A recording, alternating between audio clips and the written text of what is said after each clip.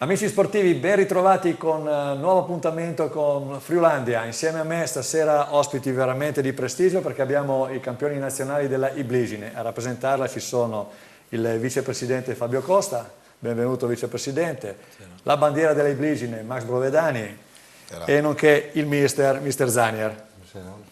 Benvenuti ragazzi, intanto complimenti. Mister, partiamo subito, una cavalcata veloce. Titolo nazionale, però non è la prima volta che approdate diciamo, a una finale così di prestigio. No, è la seconda nostra partecipazione, la prima volta è stata nel 2002, dopo che nel 2001 abbiamo vinto il campionato Carnico Amatori. La nostra prima esperienza è stata con un buon sesto posto, ci siamo riproposti nel tempo per arrivare a questo punto. Quindi ci siete riusciti, un'impresa insomma che merita veramente l'attenzione di tutti. Ma direi di sì, anche perché a livello carnico secondo me è un buon prospetto per il calcio carnico. Insomma. Sicuramente.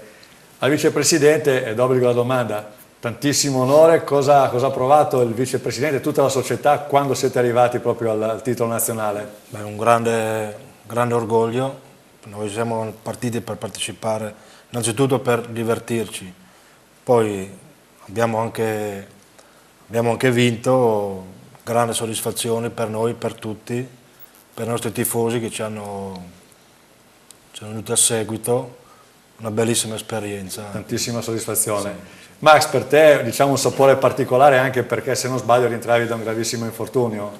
Sì, vincere un campionato così per me è stata un'emozione grandissima, specialmente a 41 anni.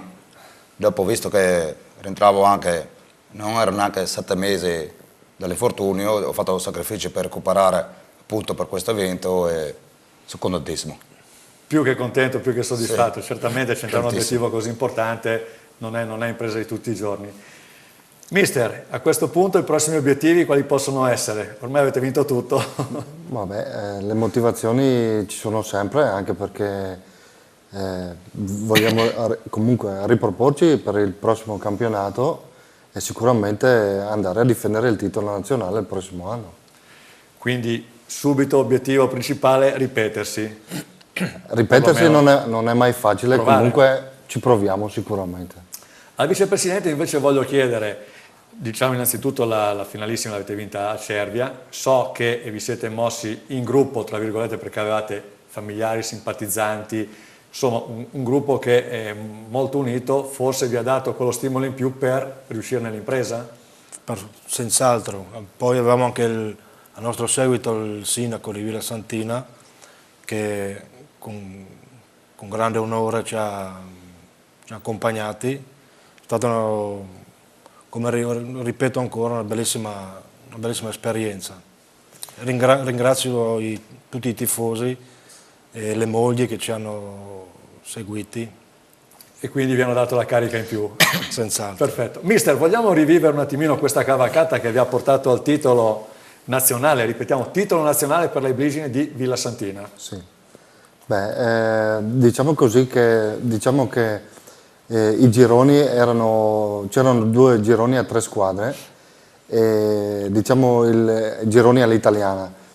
Le prime 2 partite contavano relativamente, nel senso che davano solo la classifica per l'incrocio con l'altro girone. Noi la prima partita abbiamo perso 2-0 con lo Ziraco, la seconda partita abbiamo perso ai rigori dopo aver pareggiato la partita e la terza abbiamo vinto ai rigori dopo averla pareggiata. Dopodiché ci siamo scontrati con una squadra di Varese in semifinale abbiamo vinto 2-1 un po' soffrendo e poi ci siamo giocati la finale a 3 con il Ragusa e lo Ziraco. E lì il titolo è arrivato. E lì il titolo è arrivato anche per merito nostro, secondo me, perché abbiamo comunque preservato le forze nelle prime partite e ce la siamo giocata fino in fondo nella fase finale. E lo avete proprio portato a casa questo titolo, Sì. tanto sospirato. Sì. Max, insieme a te Bomber Martarollo, ovviamente Martarello. Sì, Martarello, scusa, ha fatto diversi gol, quindi più che bene. C'è qualche altro giocatore che ti ha sorpreso per la determinazione, per la voglia di arrivare a centrare l'obiettivo?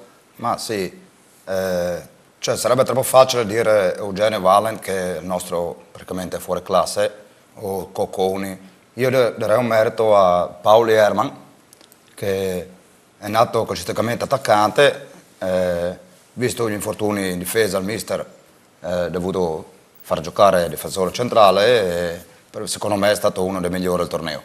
Sicuramente. Senti, Bomber Martarello, curiosità, con quanti gol? 4 gol. 4 gol, quindi polveri più che mai asciutte per questo Bomber.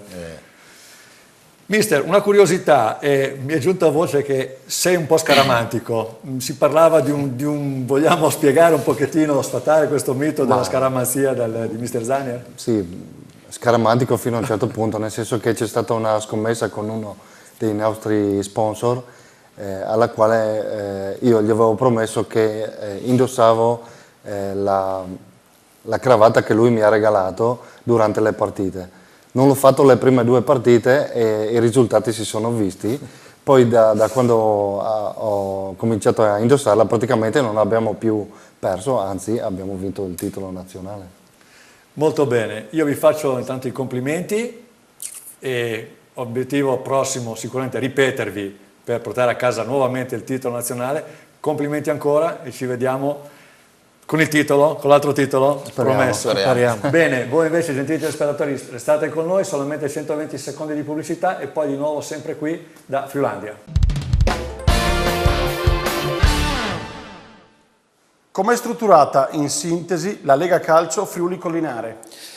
La Lega Calcio Friuli Collinare è un'associazione democratica, nel senso che, come tutte le associazioni, come dovrebbero essere tutte le associazioni, si fonda su un organo sovrano che è l'Assemblea. L'Assemblea è di tutti i soci, che possono essere collettivi, le associazioni rappresentate dal Presidente, o individuali, come possono essere gli arbitri e gli altri appartenenti ai settori della Lega Calcio, nella quale la Lega Calcio è suddivisa e i settori formano la Lega Calcio. I settori sono una parte organizzativa che consente di meglio svolgere l'attività della Lega Calcio. Si divide infatti la Lega Calcio in settori attività, il settore arbitrale, nel settore disciplinare, nel settore informatico, che è una grande nostra risorsa, nel settore formazione, e sono tutti settori che contribuiscono, come dicono i nomi che li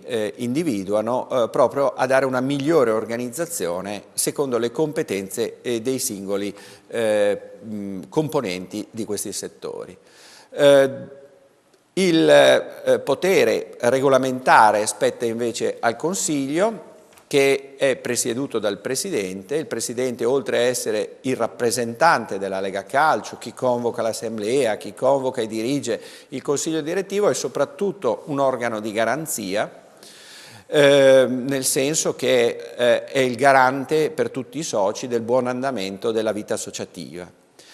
Altri organi di garanzia sono il Collegio dei Probiviri, che dirime le controversie fra i soci, e il revisore dei conti, che è un soggetto esterno non socio che verifica la regolarità dei bilanci che vengono presentati in modo molto rigoroso ogni anno e sottoposti all'approvazione dell'Assemblea dei Soci. L'Assemblea dei Soci è, come dicevo, l'organo sovrano che elegge il Consiglio direttivo e il Presidente secondo le liste che vengono presentate ogni 3 anni, e cioè alla fine del singolo mandato del Consiglio direttivo, che in quei 3 anni gestisce la Lega Calcio sottoponendo sempre la propria attività alla valutazione finale dell'Assemblea.